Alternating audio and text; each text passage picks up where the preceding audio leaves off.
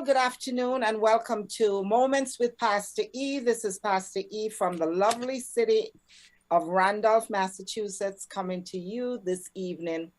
I'm delighted always to come into your homes, wherever you are, in your car, wherever you find yourself. I just love coming here on a Saturday afternoon. We just thank God for the wonderful weather, because, of course, I have to give you the weather when I come on. It's so beautiful here in Boston. It's a great time of year. Hopefully we don't get too cold again, but we'll enjoy whatever comes. Because I always quote that scripture, the heavens declare the glory of God, and the firmaments showeth his handiwork, and the snow, the rain, everything is his handiwork. So we just give God thanks. Father, we thank you for this opportunity. We thank you for blessing us. We thank you for this time of sharing. We just commit everything into your hands in Jesus' name. Amen. Well, this afternoon, I am so honored to have with me in the studio two wonderful, wonderful ladies. I have Dr. Simone Wiles and Dr. Donna M. Bright. I am first of all going to give them a minute just to introduce themselves. And once they've done that, I will read you their bio. I mean, they have just sent me a snippet of what they do in life. So you will get to know them real well by the time the program is over. So Dr. Wiles, you want to go first? Hi, everyone. My name is Simone Wiles. I'm an infectious disease physician at South Shore Health in Weymouth, Massachusetts. And I'm also affiliated with Tufts Medical Center. Thank you. Dr. Donna. Hello, everyone. This is Donna Bright. I am a public health practitioner, and I look forward to talking a lot today about COVID-19. And thank you so much, Pastor E, for having us here today. Oh, absolutely. It's my absolute pleasure. I feel very honored to be sitting in the seat here with you wonderful ladies. Thank you for accepting the invitation to come on. I know how your lives are busy, and you could have been any place else doing what you do, but you chose to be here. And so for that, I thank you. And I know that this is going to be educational, it's going to be inspirational, and people are going to walk away with a lot of knowledge this evening. So before I do anything else, let me just read your bios. So Dr. Simone Wiles received her bachelor's degree from Barry University. She earned her medical degree from Lima Linda University. She completed an internship, residency, and fellowship in infectious disease at Hahnemann University Hospital. Dr. Wiles is currently working as an infectious disease physician at South Shore Health for the last 15 years. She is a clinical assistant professor of medicine at Tufts Medical Center. Dr. Wiles is actively involved with the Mass Medical Society as executive board member, chair of the Committee on Diversity, vice chair on Committee on Public Health, and presidential COVID-19 advisory group. She is involved with Massachusetts Department of Public Health Equity Advisory Group. Dr. Wiles is a member of Infectious Disease Society of America and American College of Physicians. She is also an ABC medical contributor. Dr. Wiles served as the health director for her local church in Boston and was involved with Faith-Based Cancer Network in Boston. So as you can tell, in her short life, she has done a lot. Yes. So thank you, Dr. Wiles, for being here. Dr. Donna Bright. Donna spent over 25 years of her profession in public health, designing, developing, and evaluating health promotion and capacity building programs, and improving the quality of healthcare services. Donna holds a PhD in health services research from Brandeis University Heller School for Social Policy and Management, and a Master of Science in Health Policy from Harvard School of Public Health. Currently, she's a consultant for Massachusetts Department of Public Health and project director of Organizing for Health and Wealth, an initiative of the BMA 10-point, which aims to address vaccine hesitancy in the Black community. Need I say anything else about these two ladies? So, as you can tell, this is going to be a discussion around COVID-19, around vaccines. And for those of you who have not been educated yet, and I can't imagine anybody out there not being educated after almost 2 years, you will leave this program very well equipped. So, Dr. Wiles, I am going to start with you. Now, people have lots and lots of questions around wearing or not wearing masks. What are your thoughts? Dr. E, just want to thank you again for having me and being here to be able to share information with all the members of your church and others that might be listening. Masks are a hot topic these days. Yes. Everywhere I go, everyone wants to know, what do you do about masks? You know, I tell people, I understand that people are genuinely interested in getting rid of masks. We've been wearing masks for about 2 years. I think now that things are looking better, it really is time for us to revisit that. And what do you know, let me explain what I say, things are looking better. The most recent data shows that our hospitalizations have decreased. That means not as many patients in the hospital.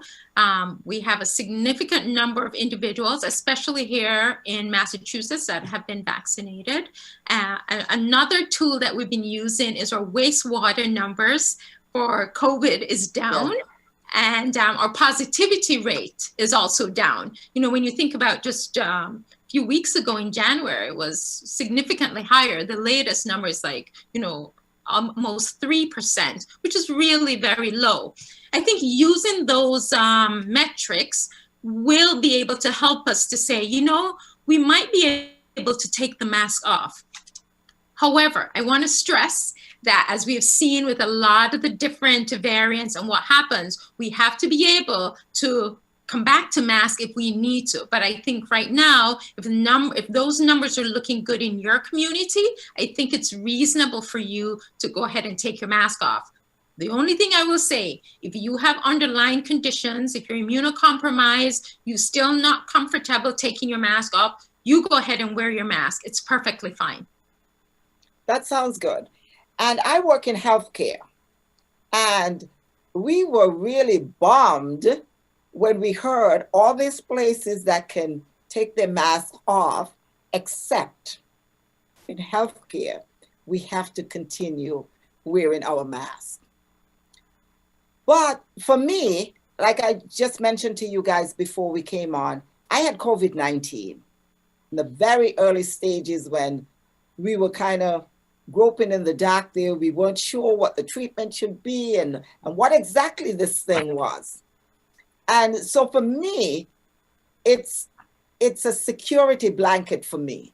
I don't leave my house unless I'm wearing a mask. If I go to the store, I have my mask on. I'm at work, it's mandatory at work. But I just feel unsafe, and that's just me, you know. And I know, like you said, people are weary.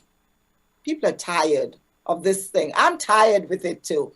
But I feel like I'm safer when I go out in public, in a store, in a restaurant, whatever, that I have my mask on. So, you know. Pastor E, I think it's really fine if you want to continue wearing your mask. You will get to the point where you feel a little more comfortable to take the mask off. I think right now, wear your mask. Wear your mask. There's Yeah. nothing wrong with wearing your mask. It's just for those who want the freedom of getting the mask off. Yeah. They can absolutely do it, provided the numbers are good in your particular town or the particular group meeting or individuals that you're interacting with. Great. One thing I wanted to ask you, because we've seen that, you know, the positivity rate has gone down. We've seen, you know, hospitalization, the numbers have gone down. But what I struggle with a little bit, and I think other people do, is the number of deaths. We're still seeing a high number of people dying every day. So how does that work in that equation? Of course, death is always a concerning factor whenever we look at the impact of COVID. Yes. I will say that the deaths have decreased, Okay. but you know, it's still not where we want it to be. Right. But the numbers, just as the hospitalizations have been going down, so has the number of deaths. So of course you want 0 deaths. We're not there yet, which is why we want to encourage people to still be vigilant, you know, in terms of what you're doing. If you don't feel well, stay home. If you have underlying conditions and you're very ill, make sure you contact your healthcare provider. Do all the necessary things you can to protect yourself. And most important, I want to encourage everyone, because there's a large number yet that haven't been vaccinated. Get vaccinated and boosted if you haven't done so yet. All right, and we're going to come back to that. And I'll just add about the deaths. There have been in Massachusetts a total of around 23,000 people that have died from COVID-19. And, you know, we just, and I think some statistics have said about 1/3 of those deaths were preventable because of, you know, because we have life-saving and preventative vaccines now that we can use. But not everyone is vaccinated, obviously. Massachusetts has done a great job with vaccination rates, but it's a mixed bag depending on what county you're in or what neighborhood you're in and your race and ethnicity. There's a lot of disparity and diversity across race. So let me just say that, you know, currently, I think, let's see, I had some stats here I wanted to share that even though Blacks make up a little over 7% of the population in Massachusetts, Black people account for almost 23% of the deaths. So there's the disparity there in deaths, but then also even downstream with, you know, hospitalizations and cases and severe illness. Black people are definitely disproportionately impacted, and we know this, and there is a need to do a lot more. We're not quite over yet. In fact, in terms of vaccination rates, in Boston, which is the area that my program focuses on, targeting Black people in Boston, 60% of Black people in Boston are fully vaccinated. Oh, that's great. That is good. And it's been ticking up slowly but surely over months and months and months. It's but at the same time, 65% of white people in Boston are vaccinated. So there's a little disparity there. And 38% of Black people, Black residents in Massachusetts overall have received a booster shot. So that's an area where we still need, there's still a lot of work that we need to do to get those first and second shots, as well as boosters, and for some immunocompromised individuals, there is talk of the fourth shot that maybe Dr. Wilds can speak to a little bit more. Yeah. So Dr. Donna, you and I met through a mutual friend. Yeah. And this was based on the fact that you're doing this work in our community. So can you talk a little bit about this BMA 10 point, what exactly are you doing in the community? I know a little bit about what you do, but Sure. folks out there would love to know what you're doing. As a matter of fact, we had kind of collaborated to do a clinic in Mattapan, but the space was just not adequate. So that didn't happen. But your work still continues. So yes. that. So a year ago, when we were all locked down and I was just kind of sitting around in my living room, I decided I was trying to think of how I could get involved in the vaccine space, because we had these vaccines that were just coming out. And although I had stepped away from public health, I felt so burdened and compelled to try to utilize my expertise and skills and relationships to see what we could do to get the Black church involved in the public health space, because it was very clear to me and many other public health practitioners that this issue of hesitancy in the Black community had a lot to do with mistrust of the government, mistrust of the science of the vaccines and how fast the vaccines came into production and into use. And so I approached the Department of Public Health, but also the BMA 10 point, because as a leader in the community, the BMA has been in organizing churches and providing support services for churches for over 50 years and doing a lot of programming, some public health and social programming and education programming in the community for a long time. So they have deep roots in the community and relationships. And so Reverend Wright, who is the executive director of BMA 10 Point, agreed to collaborate with me. And I approached the Department of Public Health that was also very supportive of engaging the Black church in this work.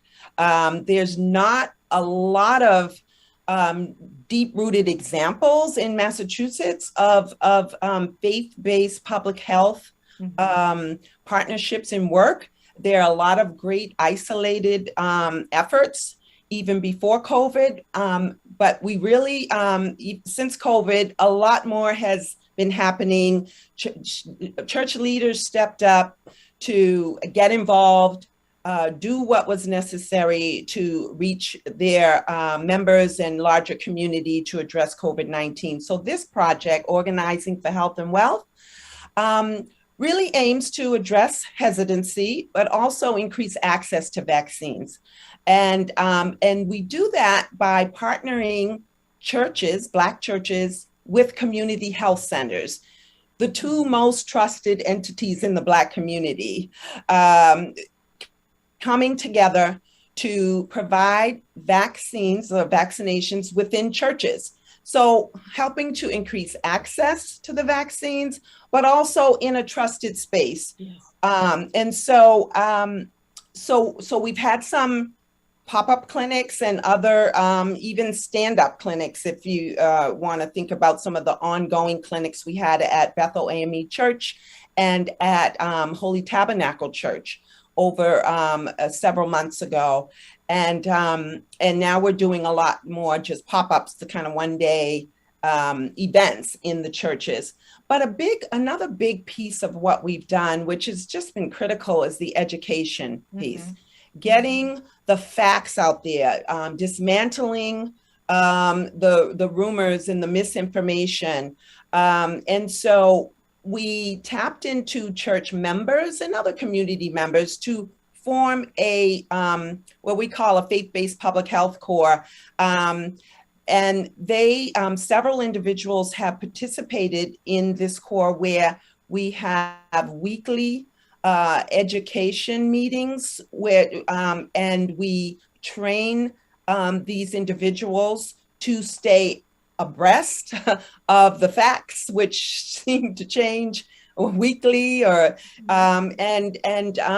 they have been charged with reaching into their social networks, their family members, their friends, their neighbors, their co-workers, other church members, to spread the facts about COVID-19 and the vaccines in particular, as well as to help their networks to be able to access the vaccines, where to go, how, to get a vaccine. So we've also done some social media stuff as well, targeting millennials, because, it was, we really need to get our young people vaccinated, even though they, think they're invincible. They're the tough group.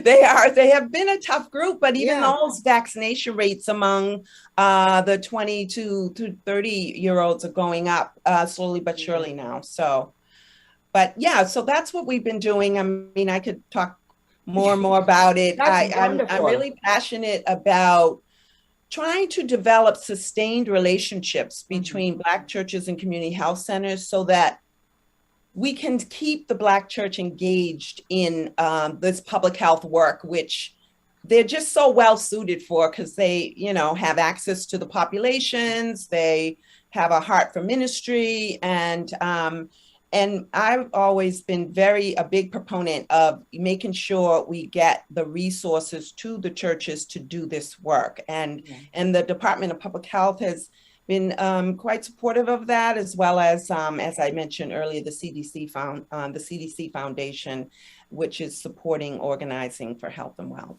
That's awesome. Awesome. Keep up that good work. Thank you. We need all the education we can get, because like you said, there is so much misinformation out there. It's just crazy. I mean, some of the stuff is wild. Like, it really is. The government just wants to track me down. And I said to folks all the time, I said, listen, if you have a social security number in this America, the government can find you. Oh, yeah. They don't need a vaccination to find you. Dr. Wiles, you've been very patient there. Look at you. You're just sitting over there waiting to just give us some more stuff. Now, I want you to talk about the vaccination hesitancy. I mean, there's so many people that we meet on a regular basis that for some of them, had it not been that they would have lost employment, they would never have gotten the vaccination. At work, when we started the whole vaccination process, for months, we had about 50 people who would not budge. But when it came to the fact that it's either you're going to be employed or you're not going to be employed, people reluctantly got the vaccination. So I want you to talk about that, and also the booster hesitancy too, because that is a big deal. So some folks get the vaccination, but when it comes to the booster, they won't get it. So tell us what you think. So first I'll say, how much time do you have? Because go ahead. Bottom line, it's a really complicated problem, which needs a lot of time to address, why, especially in the communities of color, there's so much hesitancy. We could go back to history, and some people tend to refer to what happened with the Tuskegee trial. Other people bring up Henrietta Lacks. I mean, there's many different pockets that have different sources of information. The way I personally approach it is I try to develop relationships.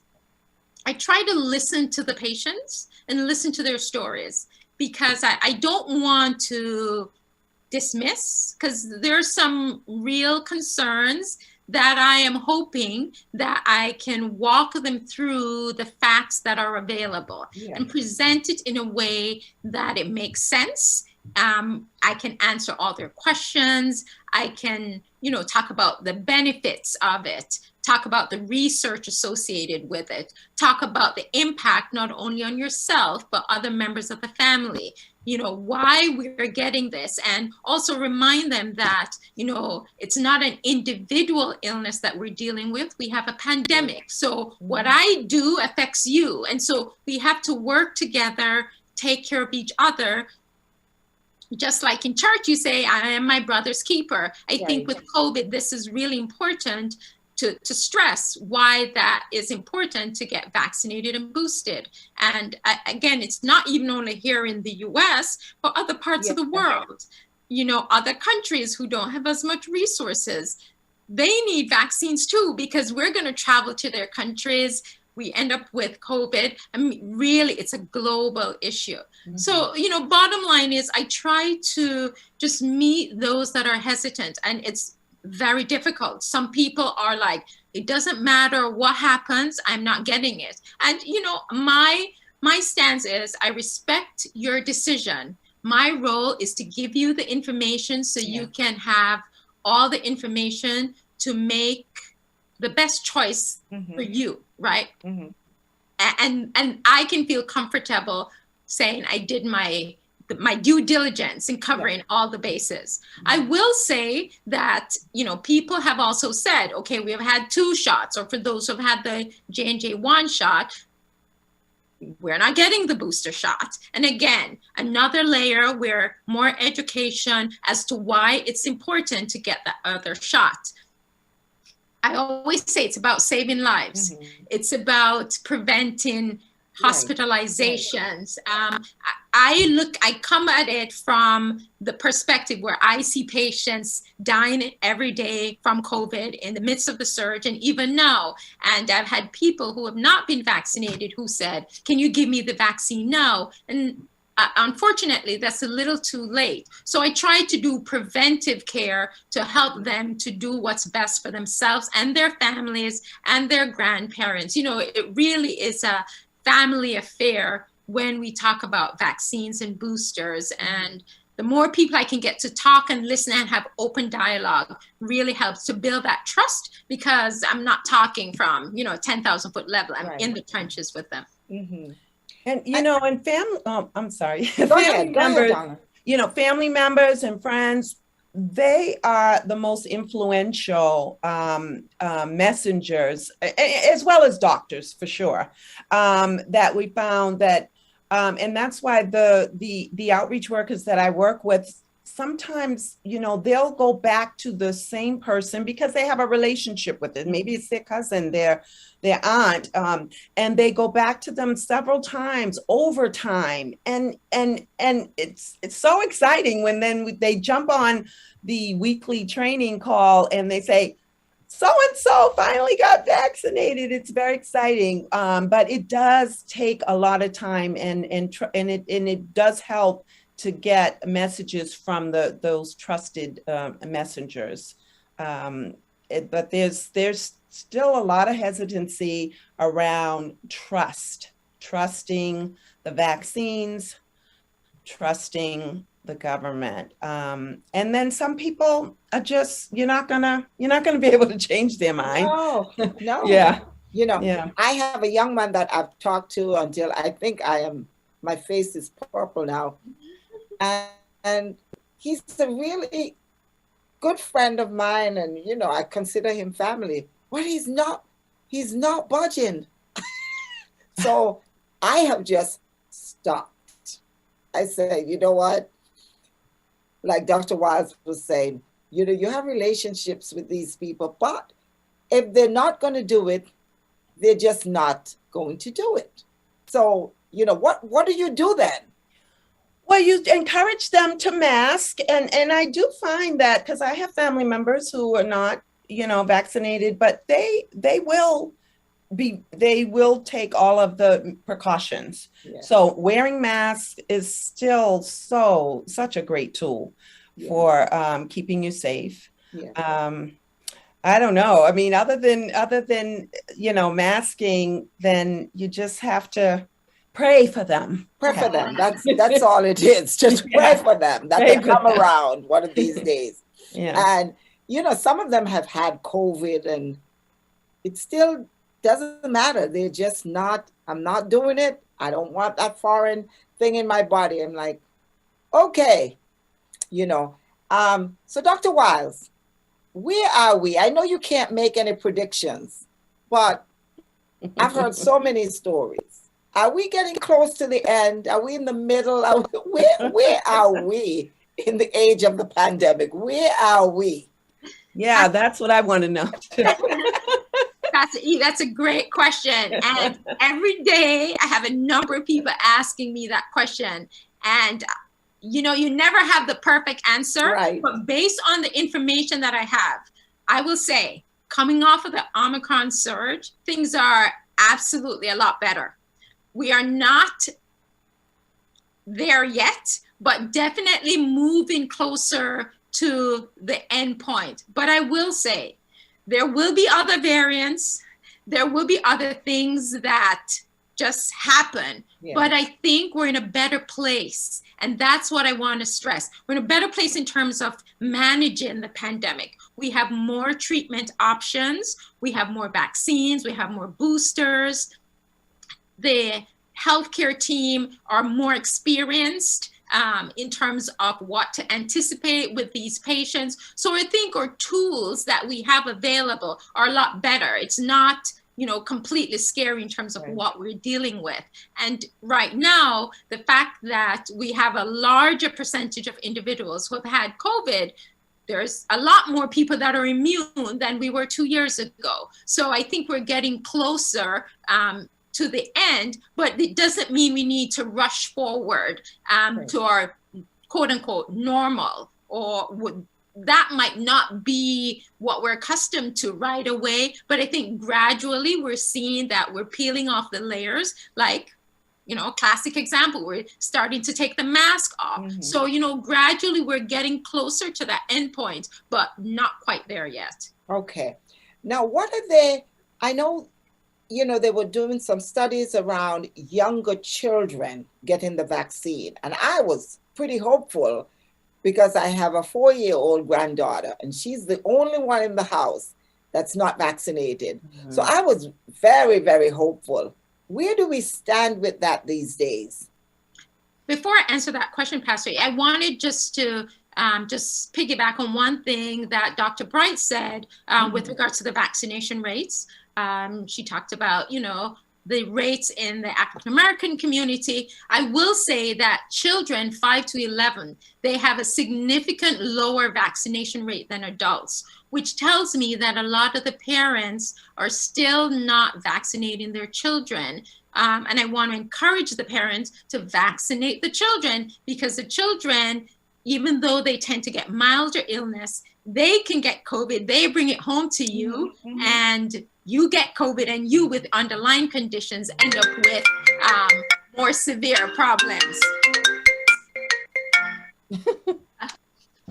That's okay, don't worry about it.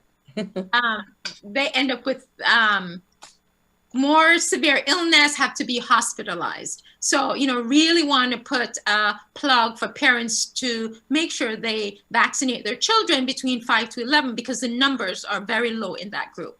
Now, to answer your question, the FDA came out last week and said they're going to wait before they give emergency use authorizations for the children less than 5, because the data that they have didn't show that there was a lot of benefit to giving the 2 doses. They have to wait for another set of data with giving 3 doses. Now, I tell everyone, I prefer them to take the time to wait, get that data, and present it before they make a decision.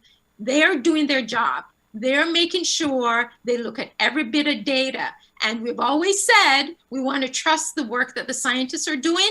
They are doing their job. Right now, they feel they don't have enough data to go ahead and give any approval. So they're saying, let us wait. So I think parents should feel reassured. I know that, you know, we're all hoping that we would have the children under 5 vaccinated, but there's a reason for it. And I think it's going to be for the benefit of everyone.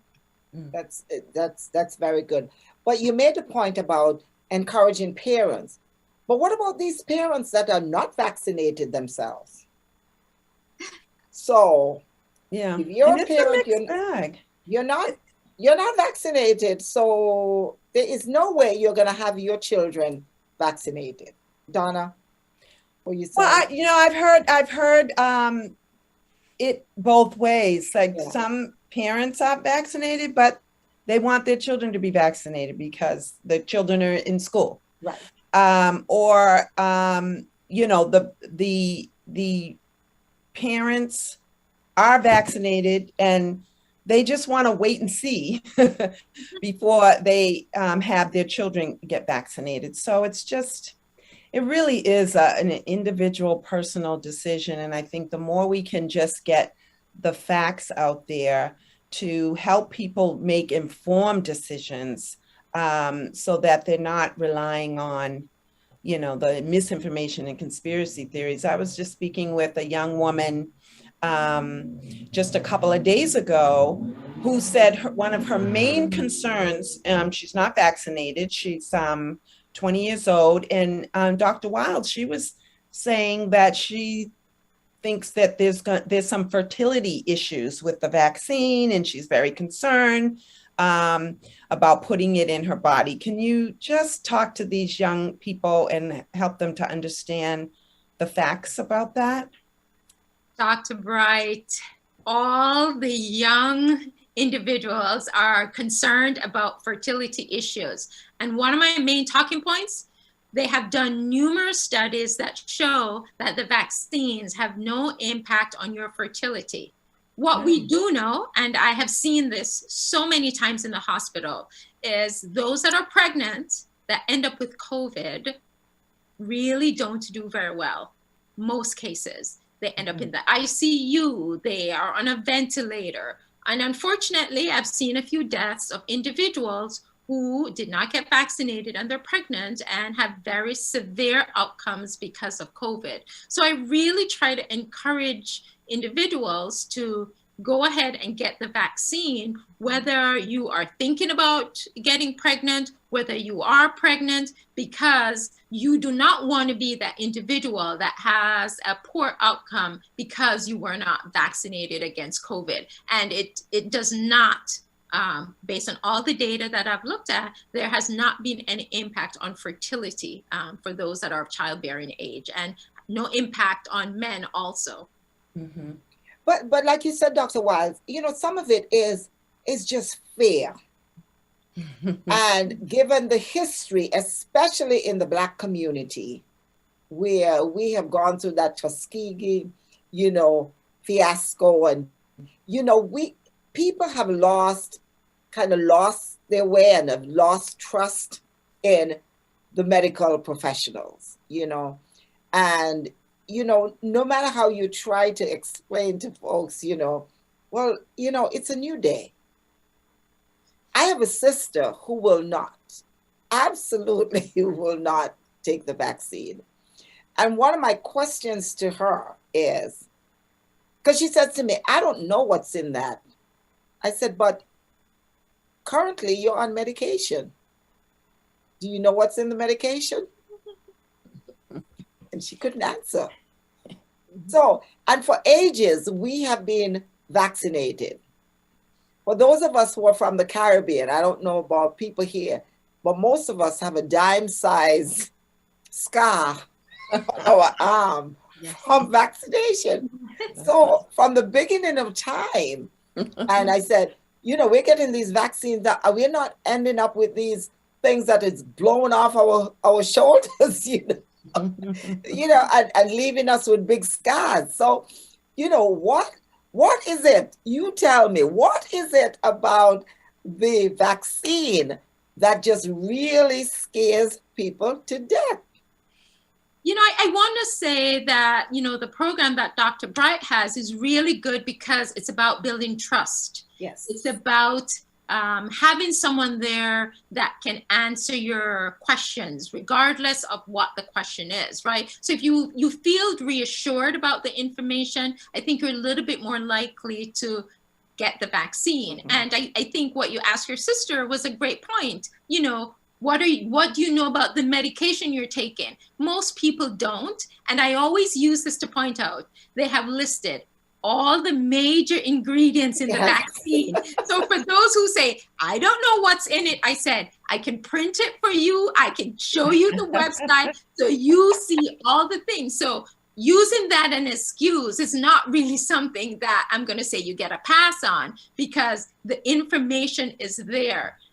I think bottom line, people are just fearful and they don't trust. One of the reasons people tell me they don't trust it was too fast. They just never seen vaccines come to the market. And we haven't seen that because we just never were in that particular crisis situation where we needed to all work together, pool all the funds. So, you know, that is why we were able to get the vaccine so quickly, which I can't tell you how grateful I am for the vaccines and for the booster, because a lot of lives have been saved. So, you know, I mean, I think just having the conversation over and over again, hopefully that will make an impact. The thing that I always see is when there's death and dying and it hits closer to home, that's when people want to take the vaccines. And I'm trying to get people, don't wait until you get to that final hour. Let's do everything ahead of time to protect yourself and your family. And I think too, oh, sorry, Pastor E. So many cases of this where people who decide they didn't want the vaccination, they end up in the ICU and, you know, they're begging. How sad is that? How sad when you as a physician have to tell someone, I can't give you this now because it's not going to help you. How sad is that? I mean, so your job is hard. Yes, it's very painful. It's very painful to see that, and which is why having this forum where we can talk to people ahead of that situation, because a lot of times it's a little too late to beg and plead for the vaccines because there's not much more I can offer. Right. And the thing, the good thing about being at this stage of the pandemic is that we have a year's worth of data that on the vaccines, and not just in the US, but all over the world. And so I don't know if there's, you know, any, we know that the vaccines are safe because we have so much data now that demonstrates that. And so we know people can die from COVID, but we know that the vaccines, I don't know that anyone's died from the vaccine ever, if there's been a case of that. And so clearly it does prevent, it's also very effective, not just safe, but effective in preventing severe disease, hospitalization, and absolutely death. So the people who are in the hospital now dying are overwhelmingly 90 some odd % are unvaccinated. Right. 90, is it 98 or 97? It's really high. They're unvaccinated who are in the hospitals and who are dying. So there's just, like you said at the top of this, Pastor E, I don't know who else is out there that needs more information and evidence of how effective these vaccines are and how deadly COVID-19 can be. Yeah. You know, and I guess I can be a little biased because I had COVID-19. So when the opportunity came for me to get the vaccine, it was not even a question.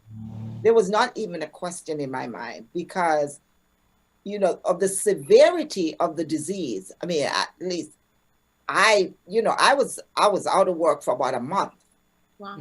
And so when they said, you know, CVS is coming to work with the vaccine, the only person that was in line before me was the administrator. I was right behind him. Good.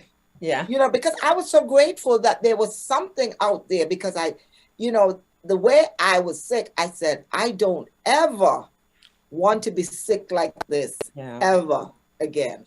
You know, yeah. So I think for some folks, if it doesn't hit home and hit really close, or you know, them going through it, it doesn't faze them. You know, they can live life and go ahead and I'm good, you know, and all that stuff.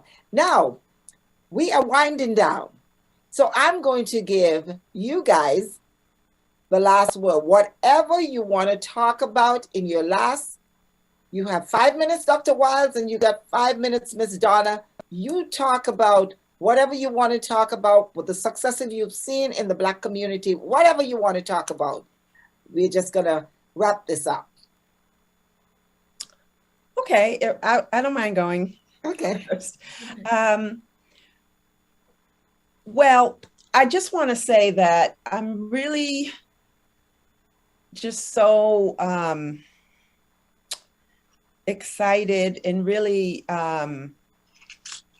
impressed with how the Black community and the Black church in particular just really have rallied around these issues and stepped up to not only feed the people who were experiencing a lot more food insecurity with the COVID, with the pandemic, with lost employment, but also really trying to be a leader to promote the vaccines. A lot of pastors stepped up and, you know, were being very public with their vaccinations and then preaching from the pulpit, whether it was virtual or in person, to really get the word out and motivate people to get vaccinated.